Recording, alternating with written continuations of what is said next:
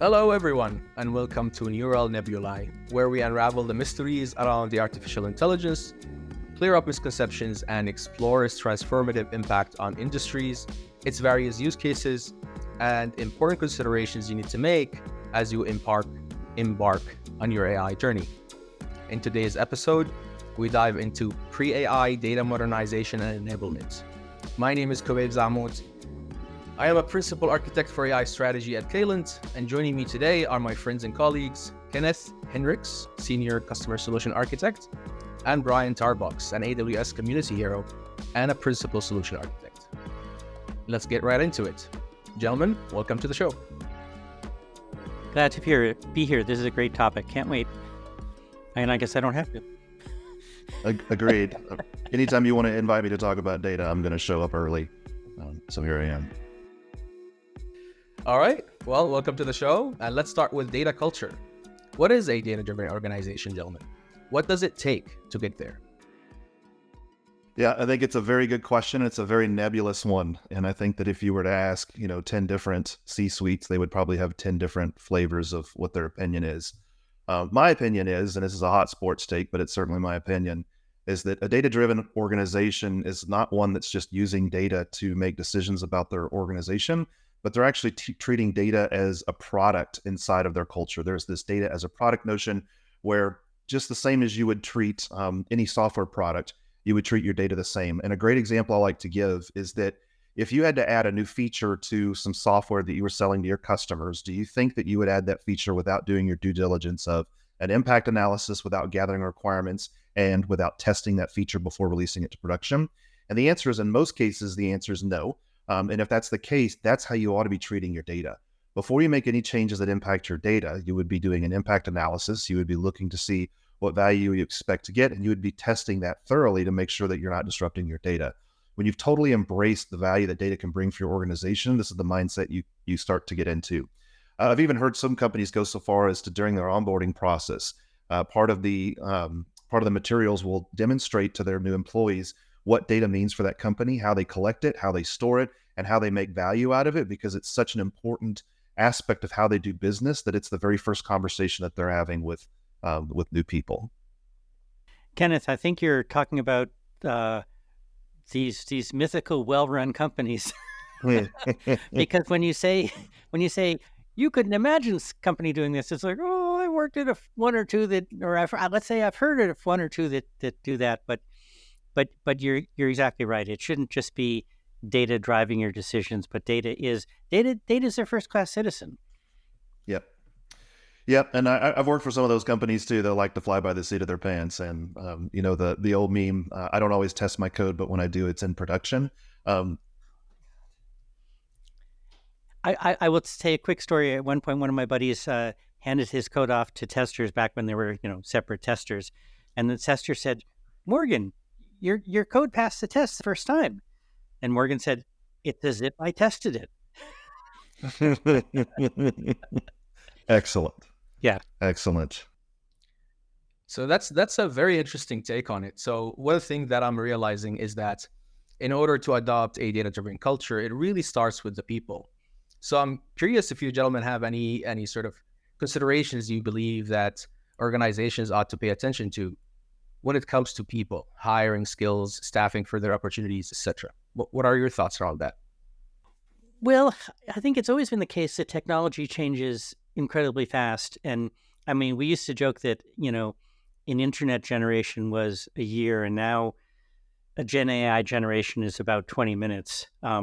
So hiring for a specific skill is less interesting. It's more, I think the successful companies are hiring for people who have a track record of getting things done, and are smart and are nice. I mean, Joel Spilensky, I think, had a meme about smart and gets things done. I will add, and is nice as is critical. So I mean, because we're going to be learning all the time. I mean, I started this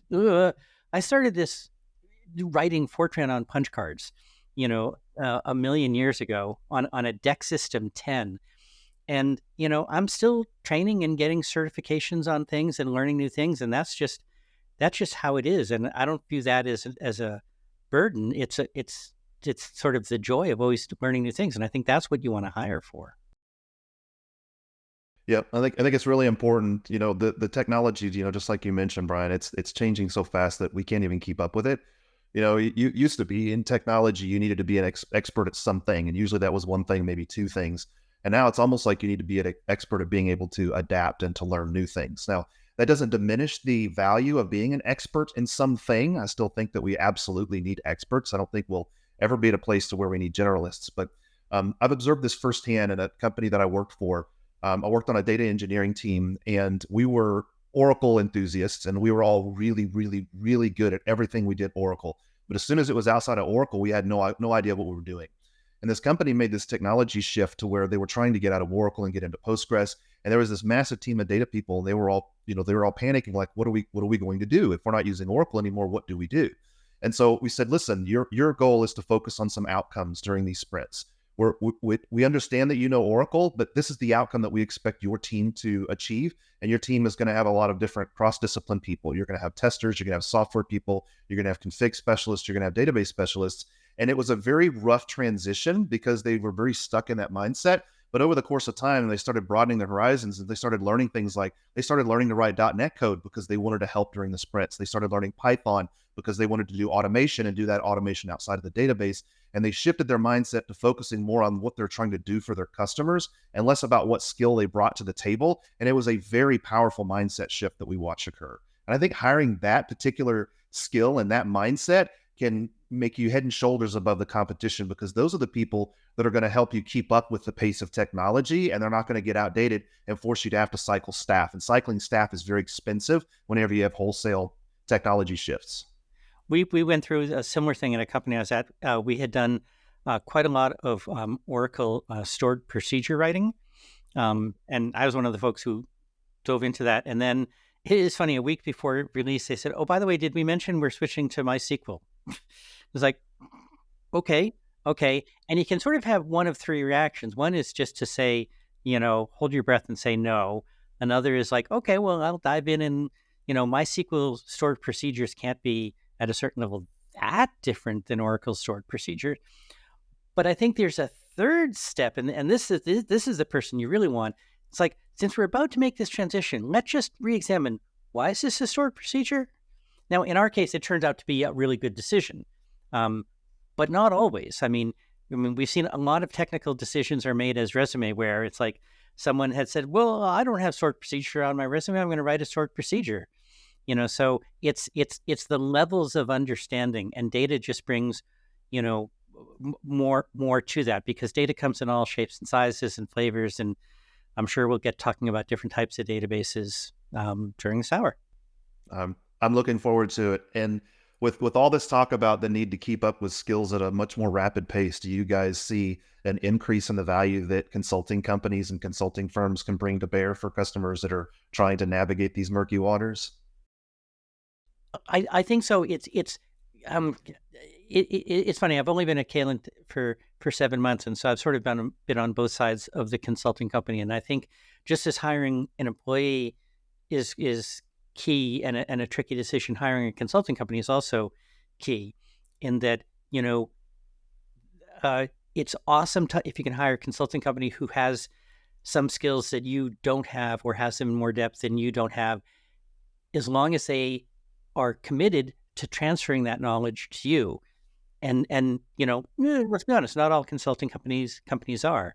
But I think sort of putting on my Caylent hat, it's like, we'd rather have happy customers. So I think there is so much. It's like, yeah, I feel like I'm an expert in all kinds of things, but that doesn't mean I don't watch a YouTube video on the new technology when it comes out. Yeah, absolutely. I really like this point about one of the main strategies for modern organizations right now and main concerns is to keep up with the pace of technology. So by all means, organizations ought to hire specialists. That's definitely still a priority, but there should be a focus on definitely understanding that this is going to be there's going to be an ongoing need for training and development. They need to keep up with this pace of technology. So it's important for organizations in the modern world right now to adopt a learning strategy and cultivate sort of learning culture. Organizations really ought to identify their priorities that require upskilling, and they ought to empower their people's managers to create these individualized learning plans that align with these priorities and offer their workforce the necessary training time, courses, and learning paths and things of that sort. They also really should be thinking about pushing autonomy on their team. So basically empowering their team to be autonomous, owning problems and supporting them when they require help. It is through this autonomy, basically, that you heighten your employees' sense of ownership and drives them to go above and beyond. It's interesting. A corollary to the autonomy is being willing to ask for help and offer help. So, yes, I'm an empowered individual to go do things, and I'll ask for help. And if someone, I'll say the funnest kind of days I have is where someone posted in one of our Slack general channels, "Hey, does anybody know how to do X?" I'm like, ooh, I do. And it wasn't on my daily plan, but I get to go, help them out. That's awesome. Because, when you teach, you never know a thing as well as when you teach it to somebody else. And then, you've done a kindness. And I think the universe pays attention. I do believe in karma. Absolutely. All right. So I guess with all these wonderful insights, I'm curious if we can dive a bit more into the technology itself. So what do these modern data workloads look like, both the transactional and analytical? And what are these skill sets that maybe stem out of them? What do you guys think? Yeah, I think in general, we're still doing the same thing that we've done for the last 30 or 40 years with data. We're still storing it in some sort of a data store. So, the data itself has not really changed. It's the volume of data, the variety of data, and then the options that we have to store it. Years ago, when you had a product, you would select some database system, right? You would pick some relational data store. It was probably going to be Microsoft SQL, or it was going to be Oracle. For a little while, MySQL came on the scene, and it took a little while for it to grow up and have features that could compete, but it became a really valid competitor in the database landscape, and it was very attractive from a licensing perspective. And during that time, people were forcing so much value out of the data store because they were paying a lot for it, and they got locked into these monolithic data stores. And so now you've got this relational database, you're putting all of your data there, and you've got all this business logic in the form of stored procedures, because why wouldn't you? You're paying a lot of money for the database.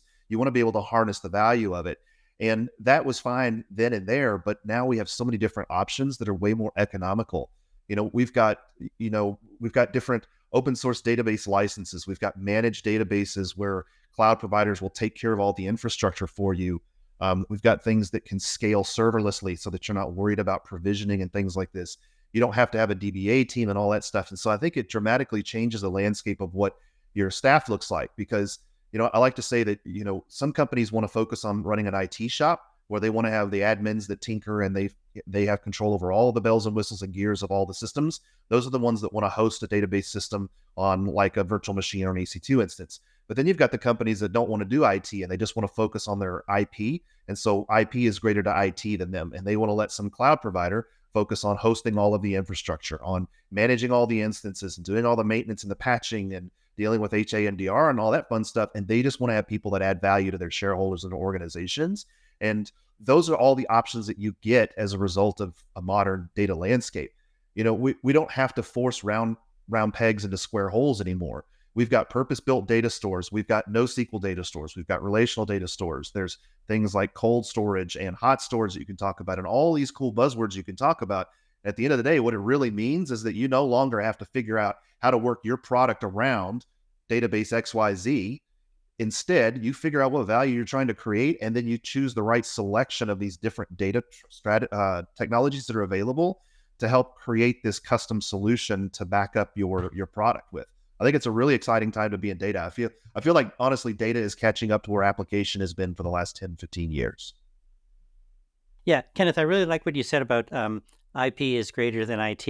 I haven't heard it said so succinctly. And it may just be that I've come from a background of a lot of startups, but I used to, and I've been on, platform teams.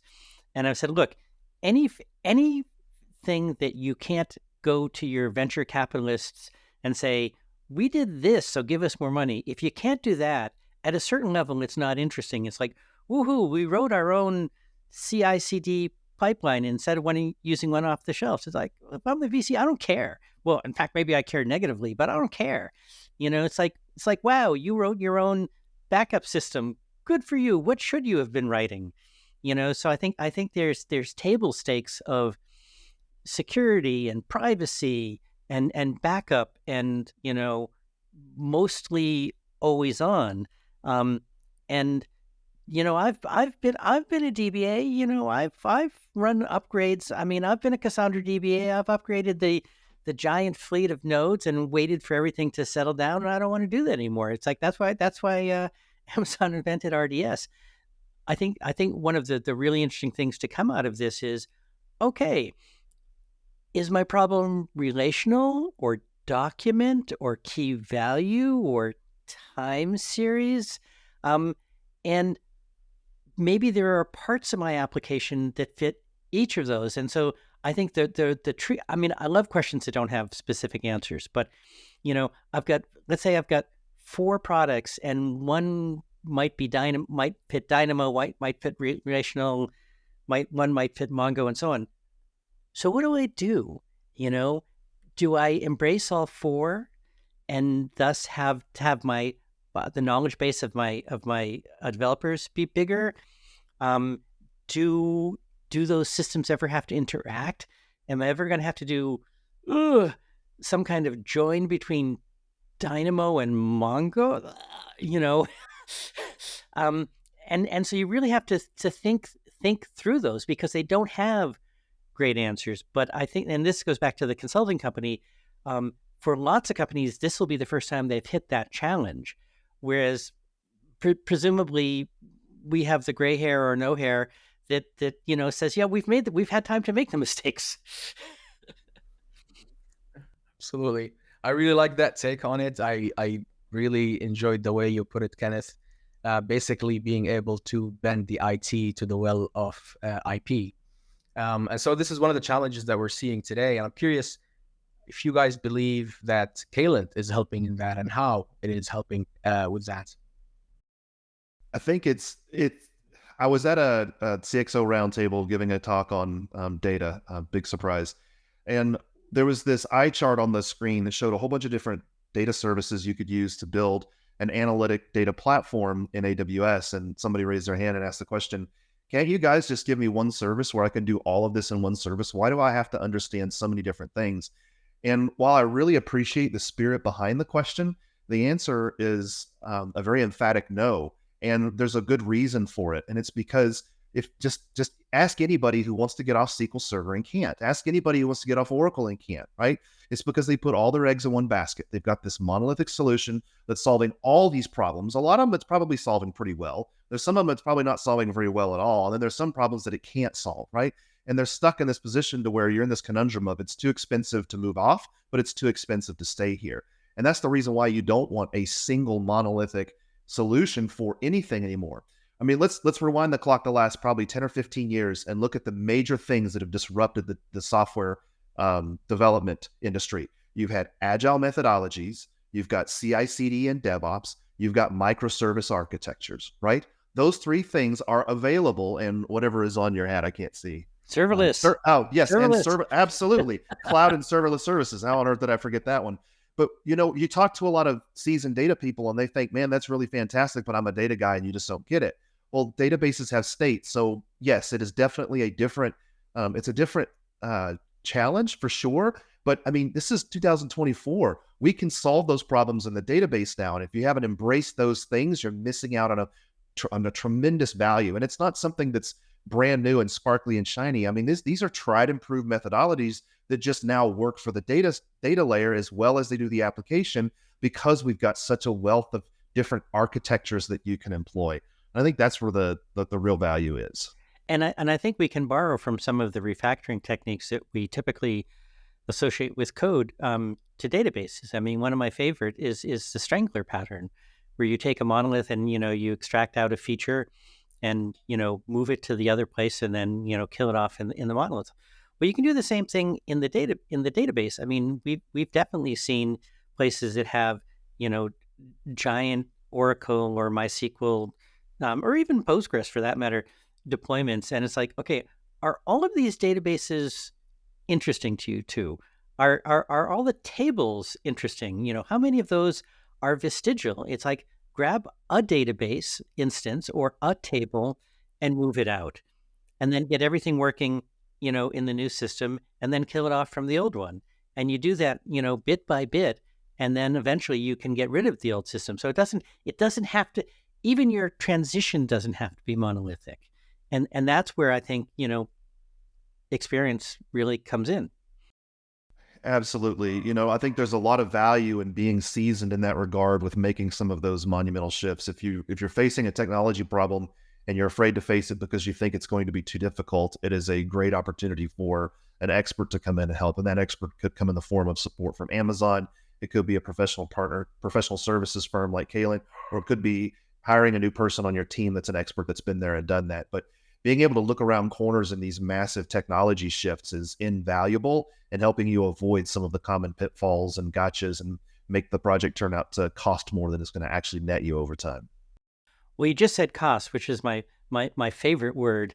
And I'll give you just a quick anecdote of where just a tiny bit of expertise can help. I'm a huge I have a huge focus on S3 and cost, cost and performance in S3, especially because I come from a medical background where, it's petabytes, and we're getting to zogobytes or whatever the heck the next, the next thing is. And even in S3, which is pretty economical, you can have cost. And, I've seen places try to save money by going to infrequent access, which is great. You save half the cost until if you're FDA compliant, the FDA says, hey, run that test again. And you have to bring all your terabytes back and you pay the access charge and so on and so on. And there's this subtle difference between infrequent access and intelligent tiered infrequent access. And at a company that I can't name, I save them $3 million a year by checking one box, to go to intelligent tiered infrequent access where there is no data restoration charge. And so sometimes the expertise can be really tiny, but have incredible impact.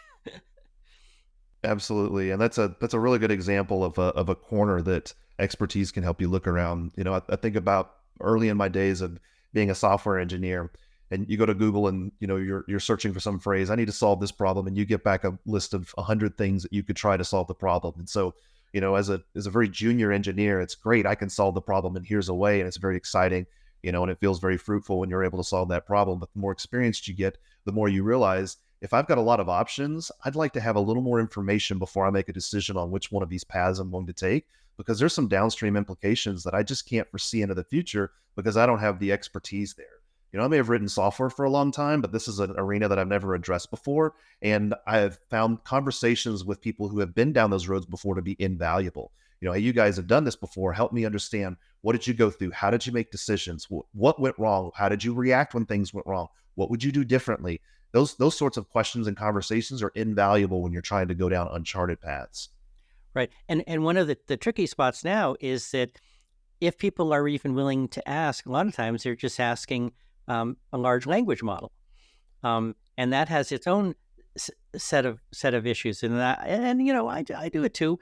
But I was asking one. I won't even say which LLM it was, but I asked them how to solve this particular Python thing I needed, and it gave me an answer, and I didn't like the answer, and I said, "Can you give me a better answer?" And he said, "Oh, sure. Here's a much better answer." It's like, well, wait a minute. Why did you give me the terrible answer to start with? And it's really interesting. If you want an experiment with these LLMs, say, you are an amazing Python programmer. Give me a solution to this. And then say, now you're the world's worst Python programmer. Give me a solution. And it will give you a solution. And you should really look at the two. That sounds like a lot of fun. I know what I'm doing right after this call. Right. Sure. So yeah, there's who was it at Amazon said there's no compression algorithm. There's no compression algorithm for experience. Yes. Yeah.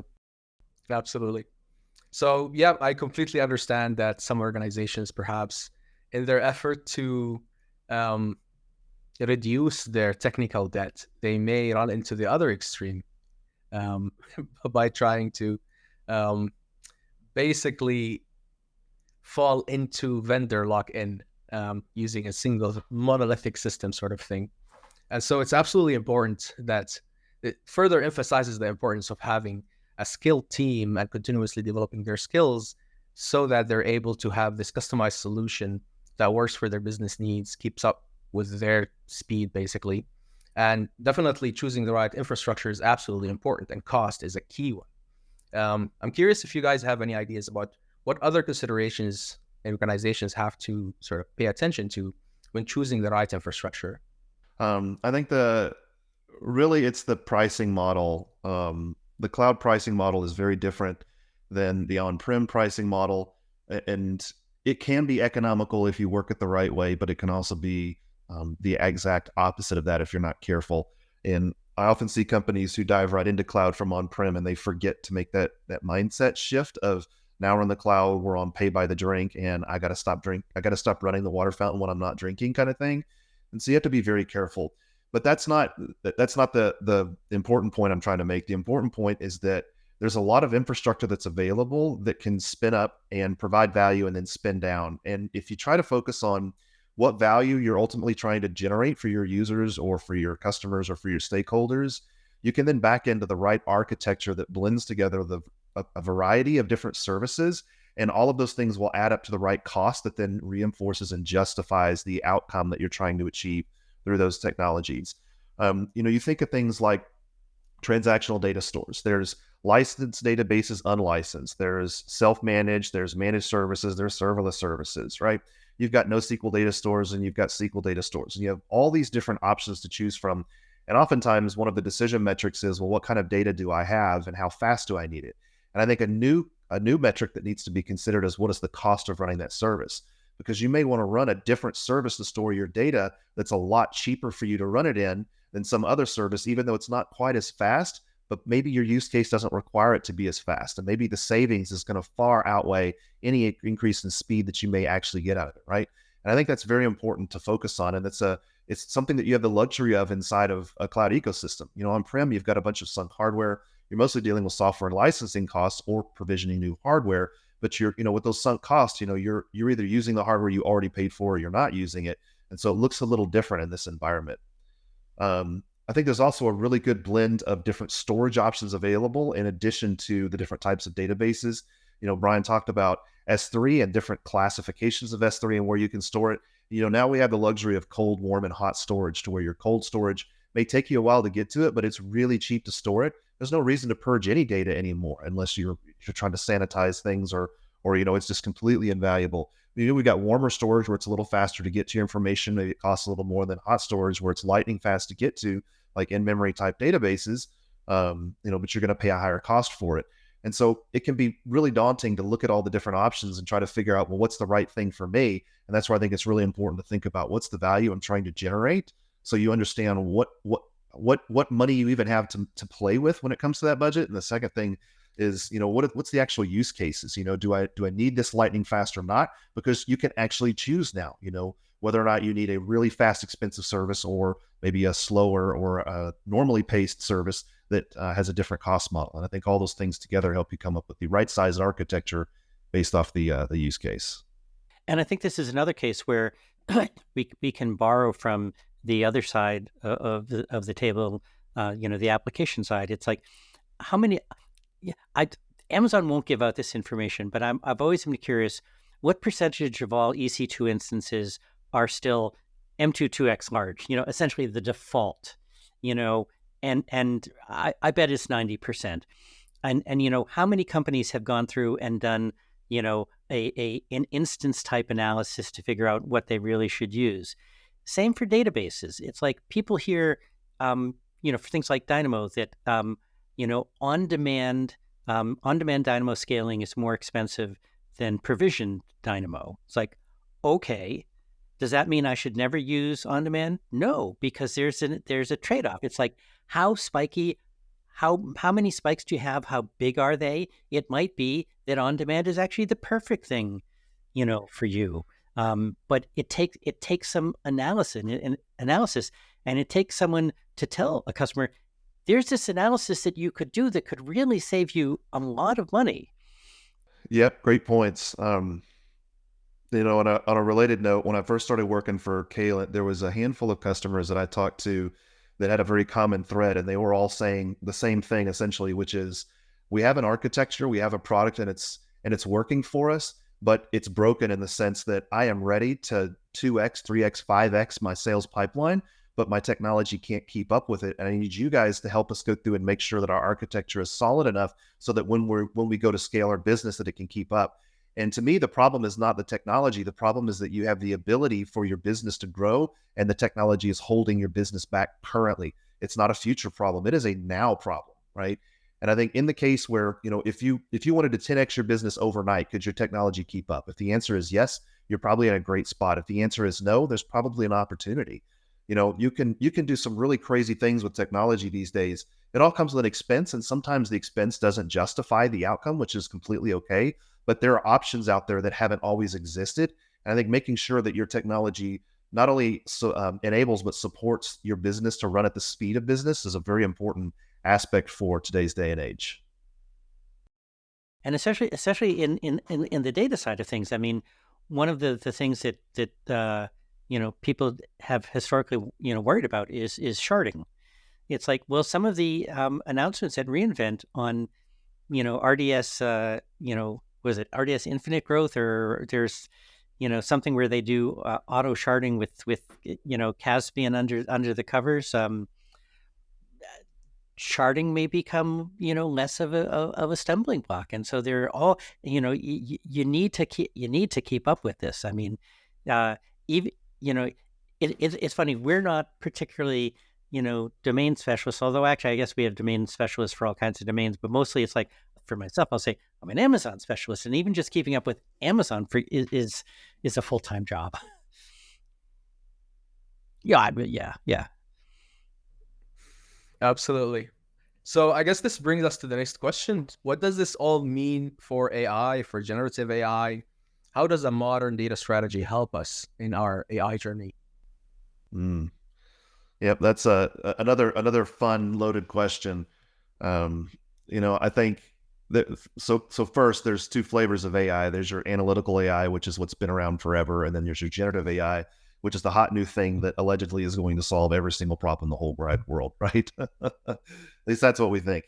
But I mean, one of the first things I learned as a technologist was GIGO, garbage in, garbage out. And if you have bad data and you feed bad data into a system, you should expect it to have not much more value than it had going in, right? And I think the same is true for AI. But interestingly, I think it's more applicable to analytical AI than it is to generative AI, because with analytical AI, if you're trying to forecast your business sales over the next couple of years, for example, you need to have very good quality sales history, a good depth and breadth of that history, so that you can use that information to train a model to make accurate predictions.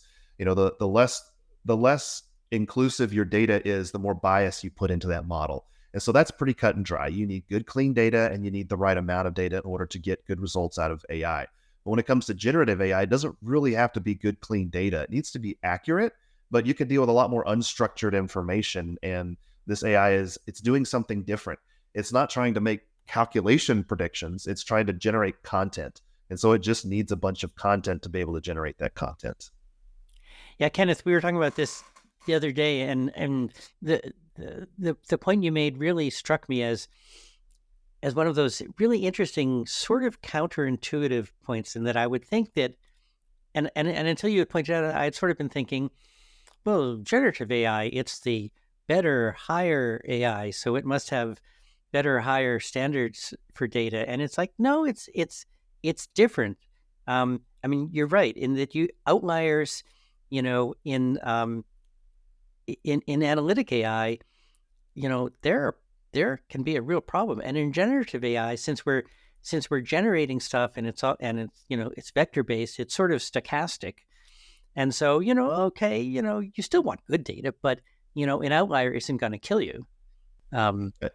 Yeah, absolutely. And this is, maybe this is silly, but if you think about the analogy of an accountant, if you go to an accountant and ask him to predict how much taxes you're going to owe at the end of this year, he's going to ask you for all of the data about your finances. He wants to know how much money you made and where you made it, and how much money you spent and where you spent it. And it's very important that you don't miss anything. You have to give him everything. And the more holistic and complete that data is, the more accurate his answer is going to be on what your actual tax burden is for that year, right? And that's why you need that data and you need it pristine. But if you want to talk to the person about tax advice, like, you don't need to have your data ready. You need to just be able to have a conversation. That conversation requires the ability to speak about it, right? But it doesn't require that you have all of your data and have it all ready. You can start having that conversation. And so it's, you're still talking to a computer at the end of the day, but it's two very different things that it's trying to do, which also has very different requirements for what your data ought to look like before you're ready to start engaging with those types of services.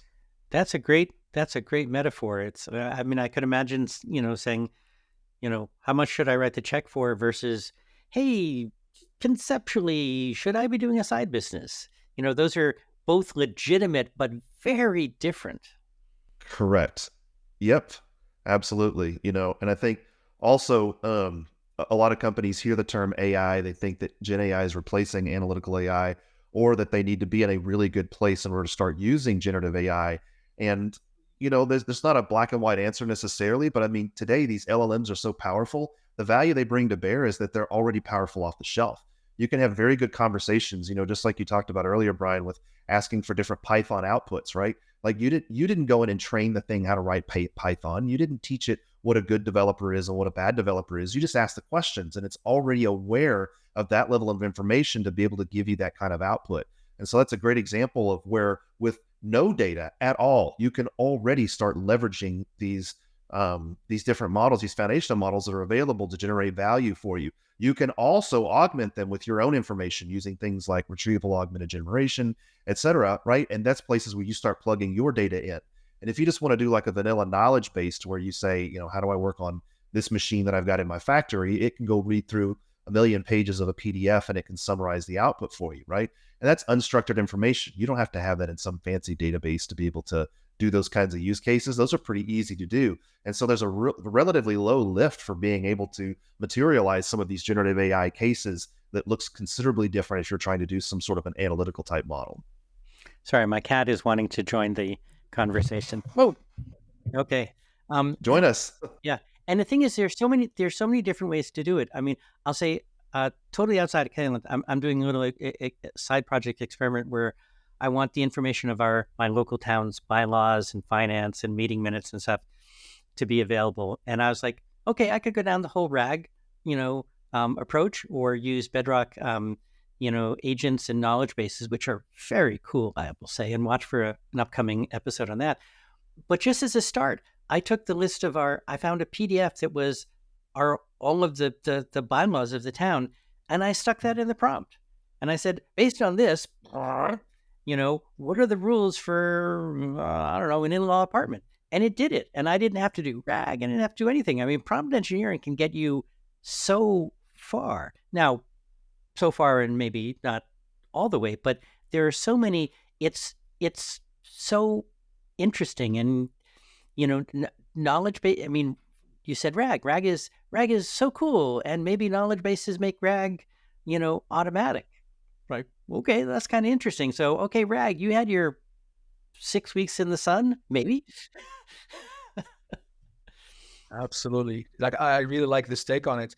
Absolutely. One of the great selling points of generative AI is in its ability to basically give you a trained model, which you didn't have to suffer through training it, and bring its power towards your data through retrieval augmented generation and tools of that sort. So it's pretty much the heavy lifting has already been done.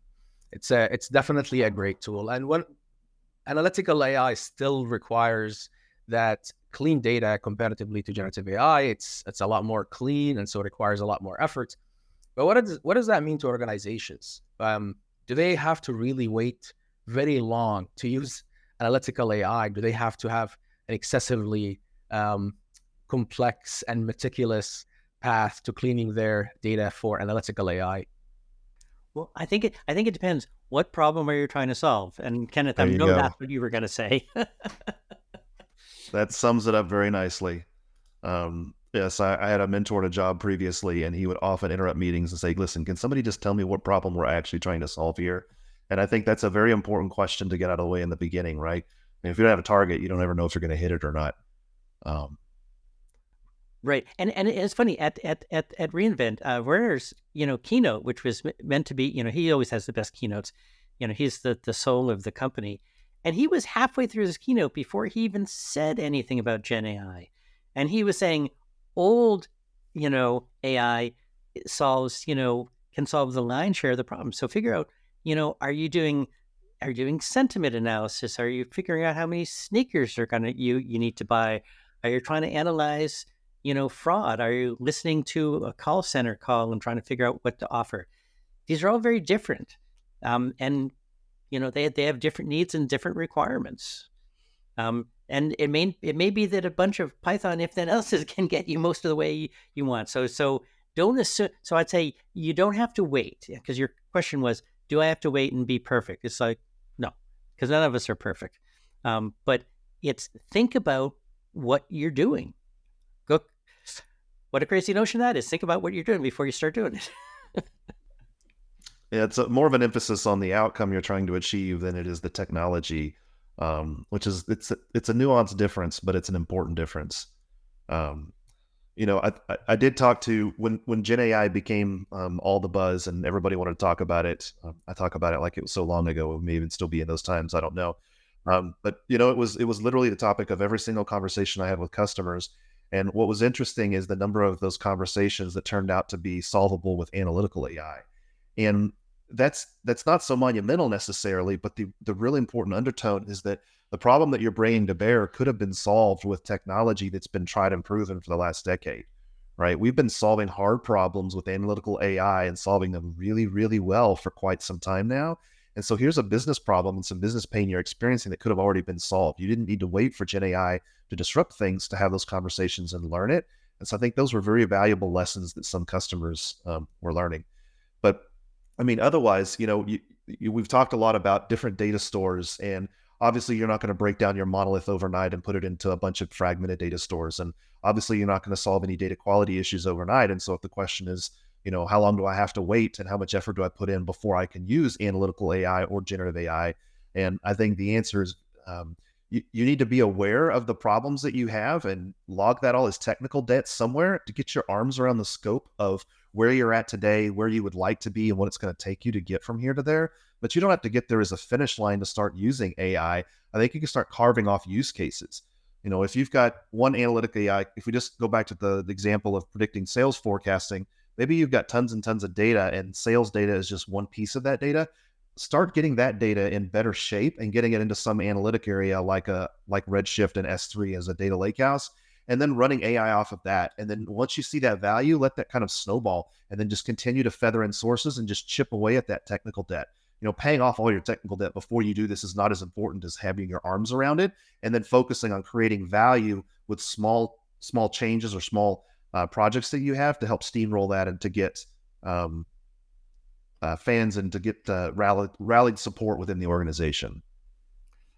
Right. I mean, it's interesting because analytic AI, it's tried and true, but that doesn't mean it's easy. It's just that there are people who have done it. So, again, it's maybe the case for consulting in that it's not impossible to learn. It's not crazy hard to learn, but there's some learning there. But I think also anytime you take on a new technology, do it on some small project that isn't mission critical and learn. Absolutely. So I just wanted to add just one more thing that around the same talk track here is about one of the challenges facing analytical AI, besides keeping your data clean and having that foresight for a strategy to snowball the progression, is enriching your data. So how can we get more data for our use case? So AWS made many strides toward that, and one of their announcements, which happened earlier 2023 and then later at reInvent, is this clean rooms, which basically allows companies to collaborate when it comes to this data. If a company has a data source that you're interested in and it works well for your use case and for their benefit as well, then you can actually share that data together without having to explicitly share copies of that data. So you're not sharing the raw data with your collaborator in this scenario. So what you're sharing will be basically a sort of catalog of your data. And you have the access control and the sort of privacy preserving solution along with it to allow you this fine-grained access control over your data with your collaborator. And so it basically becomes the data provider's responsibility to ensure the data is clean and ready for ML, while the collaborator can go ahead and use that data to train models directly without having ever seen the full sort of tabular data, without having to see the full data, preserving basically the privacy. So this is just one of many advancements AWS is sort of introducing to help analytical AI. And I think there are plenty more. Right. I mean, a really interesting space is the insights and Q. And, Q is still a work in progress, but the ability to go into like a SageMaker notebook or a CloudWatch, log screen, and ask an English-styled question, that's really powerful. It's like, find me all the log messages where such and such is the case, and it will go figure out the query language, to do that for you. Or, you're in a SageMaker notebook and you've got some data and you've done various transformations. You can say, hey, if I wanted to answer this question instead, how should I transform the data? And very often it will give you exactly the code to run, and then you just click it, and then you're off to the races. And one of the real powers is reducing the cost of experimentation. I think that's a cloud thing, in general. Hey, I can spin something up and I can experiment with it. And that's one type of sort of on-demand computing, but there's also maybe on-demand querying, on-demand, AI-driven querying of, hey, can you tell me such and such? And maybe it does and maybe it doesn't. But there's probably all kinds of insights hidden in your data that you don't know about. Yeah, I think that's an exciting realm to watch. We're abstracting the need for a lot of data engineering between questions and answers, backed up, of course, by good quality data that's stored in the system. Those use cases are really intriguing to me. Yeah, it's an exciting time. What a time to be alive. Absolutely. Thank you, gentlemen, for sharing these great insights. And basically, this concludes our episode of Neural Nebulae.